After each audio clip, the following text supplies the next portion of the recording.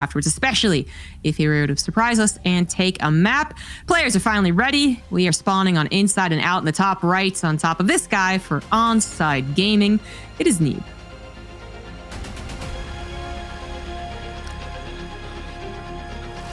And in the bottom left side, playing from a very green room, we're looking at the main base of our Zerg player. This is Ukko. Greenest room I've ever seen. And I saw the Kalaris backdrop for online Katowice. It's also pretty green. All right. Well, I did think, I believe Katz mentioned that he streams. So I wonder if we're talking like real Twitch stream where you do a bunch of wacky things in front of the green screen, not just play StarCraft. I don't know. I'm pretty sure. No. I think he plays a lot of StarCraft, yeah. I think he just wants some high-level letter, some commentary, does his best.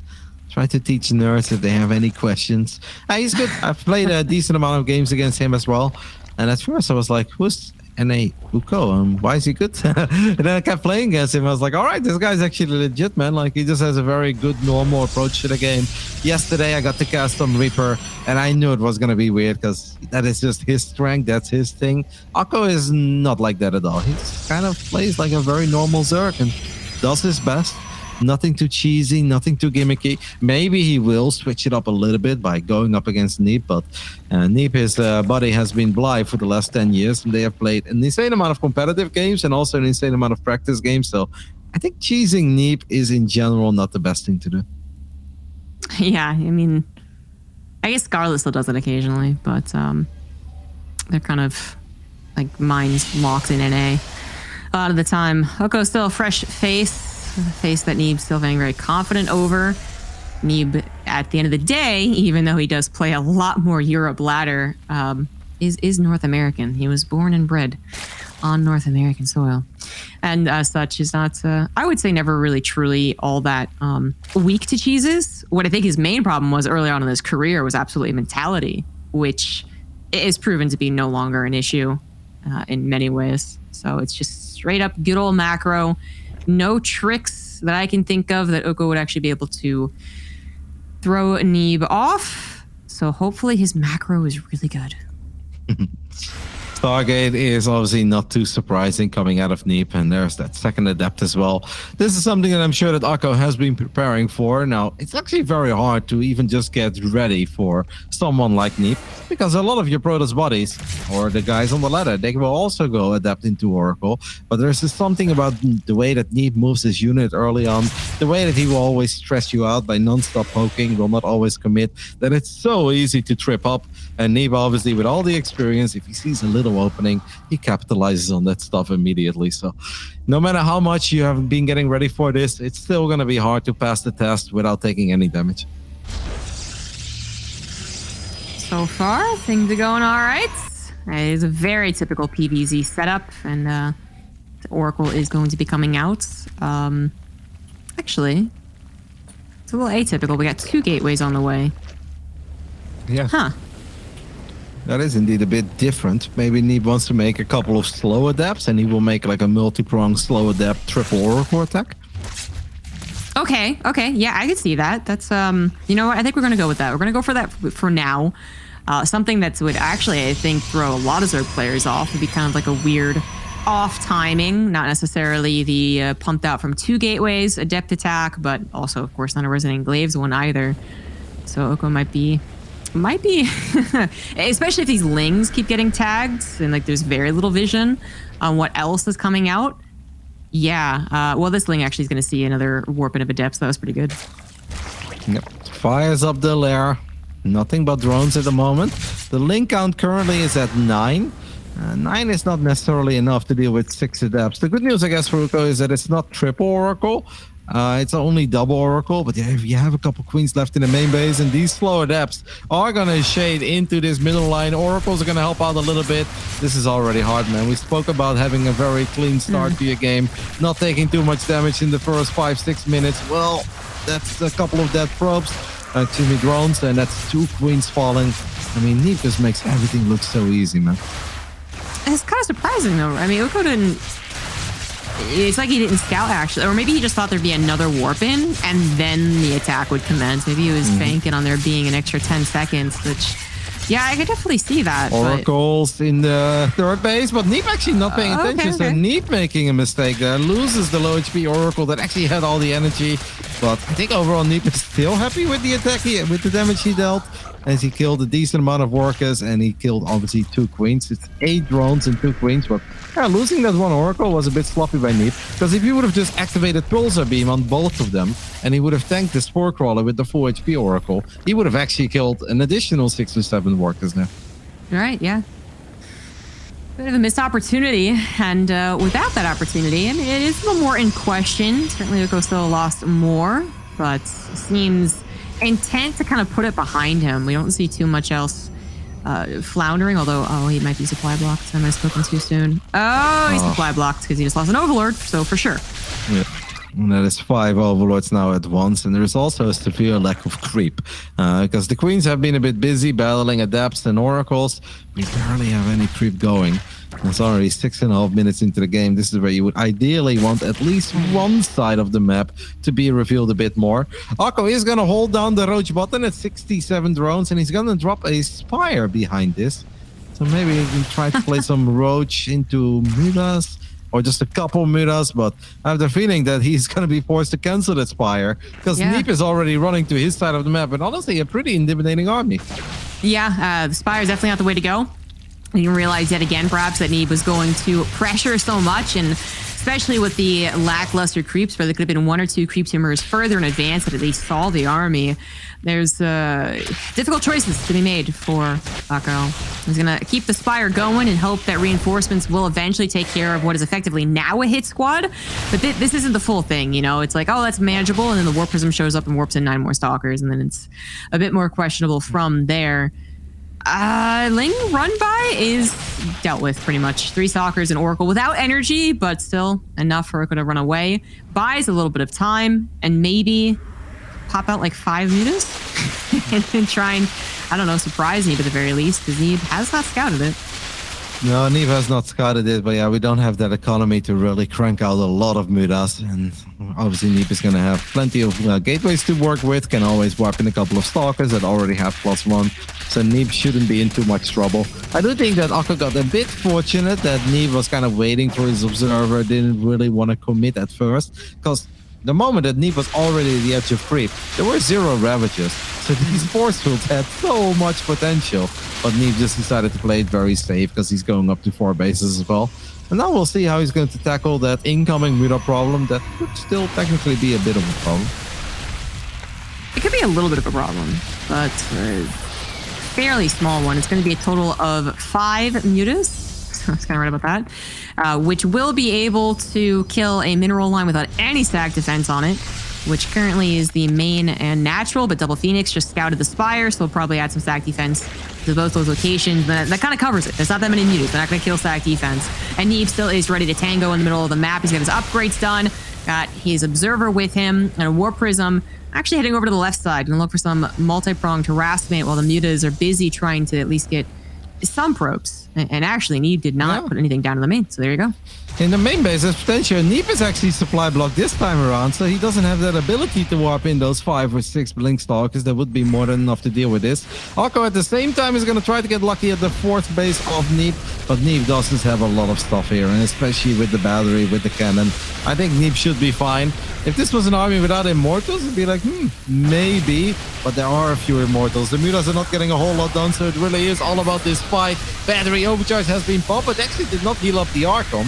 So one Archon does go down. Ukko gets in range of the battery, but Neeb is full of confidence that his triple Immortal is more than enough to deal with these Roaches and Ravages, so he even blinks forward, and he's going to push the Zerg back, and that's never a good place to be in if you're a Zerg.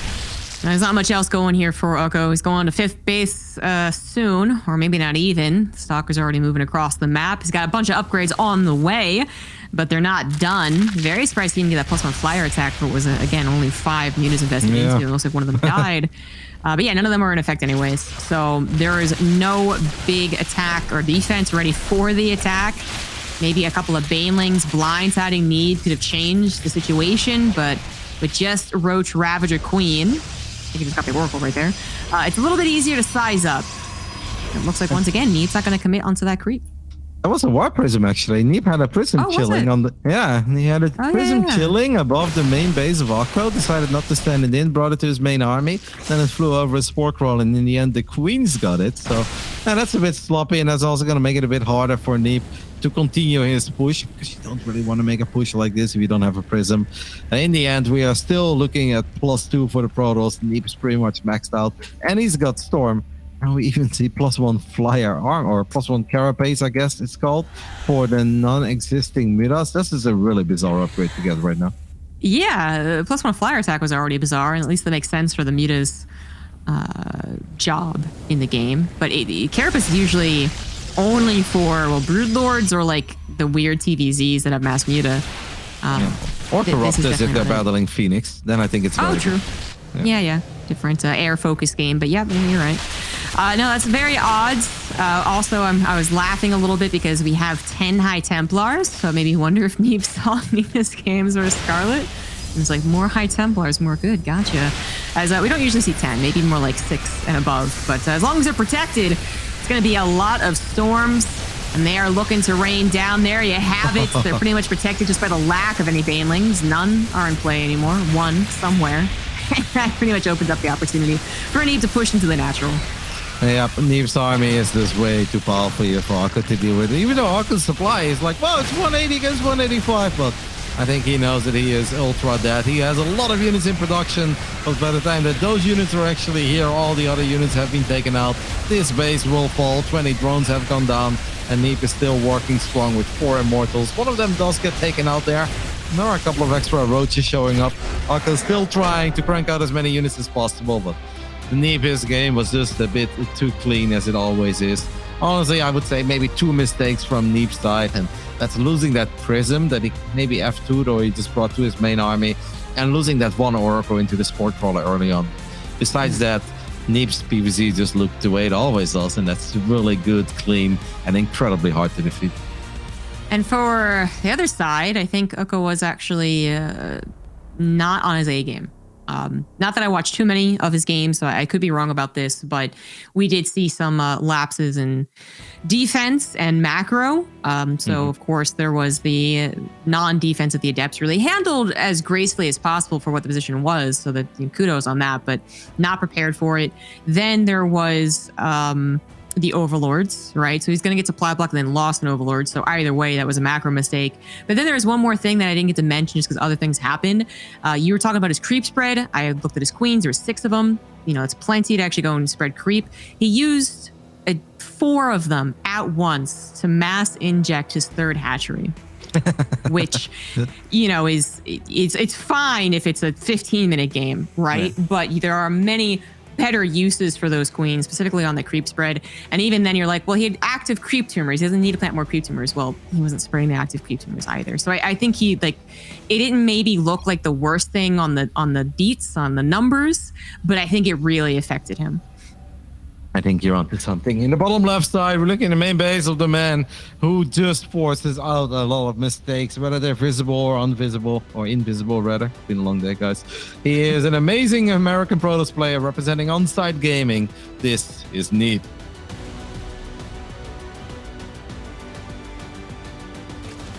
And the top right, as the blue Zerg, he is Ukko.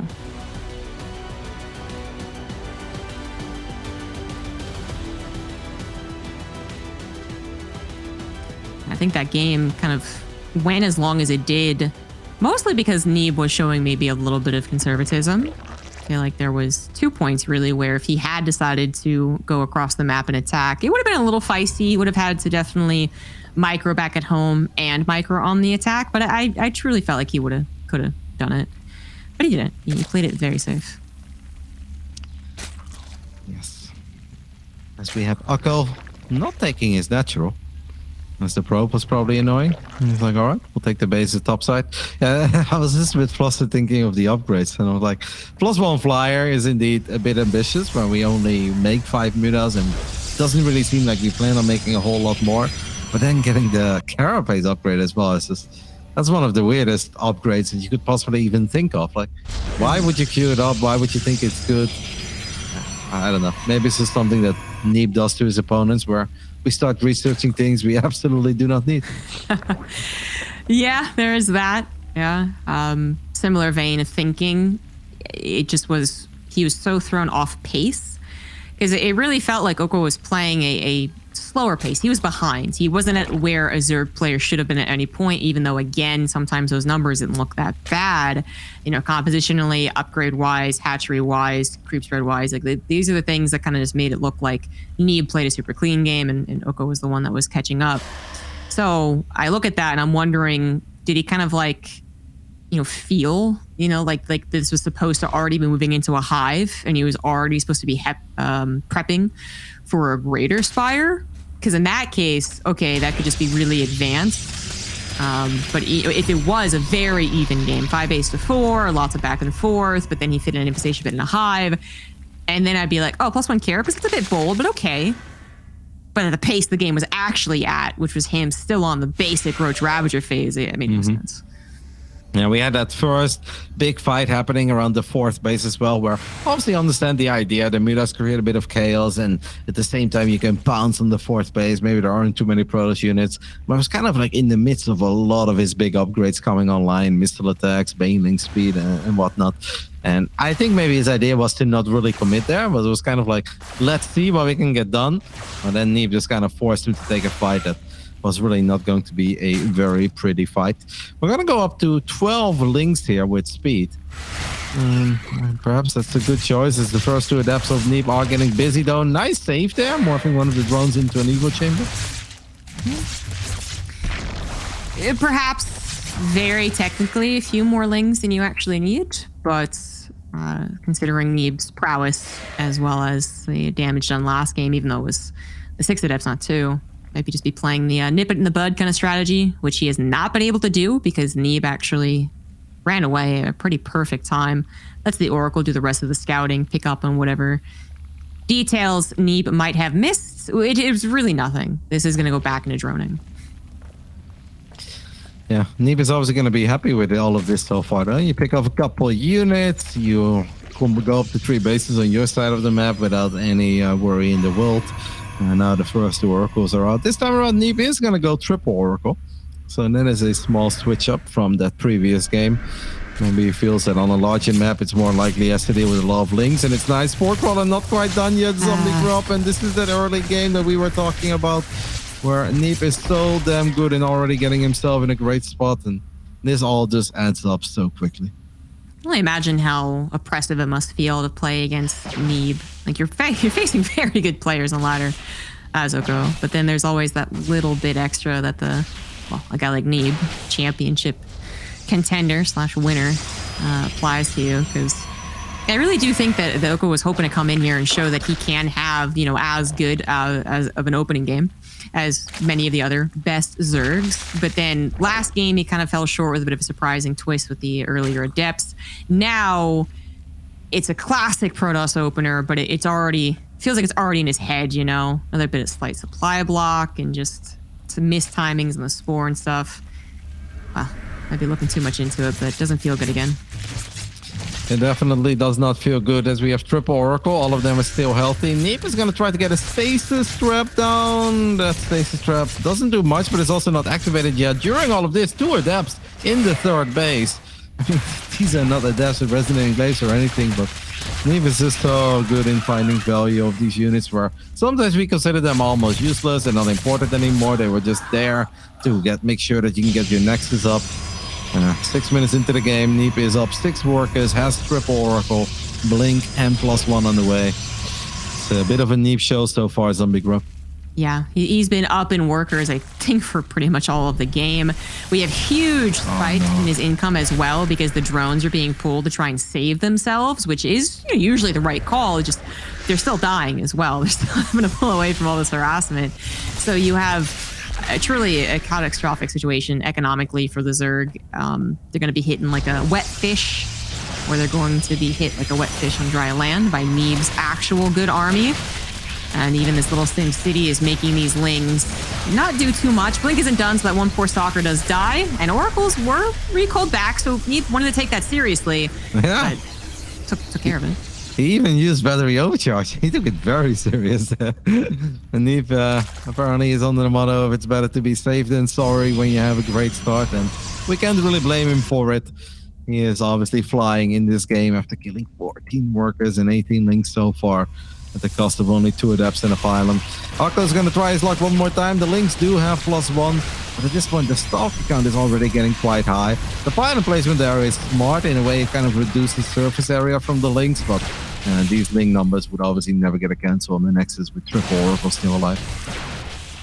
And once again, goes creep spread. Something left to be desired. In this case, it's not that the queens died, or I don't think they've been over-injecting. I think it's just because they've been pulled every which way to handle all this Oracle harassment and Adept harassment. So, kind of active creep numbers. He was placing down, just got killed. This is not a super dedicated Stalker attack. 4 base. Charge. +2 on the way. No Warp Prism. And yet, it has the potential to win the game.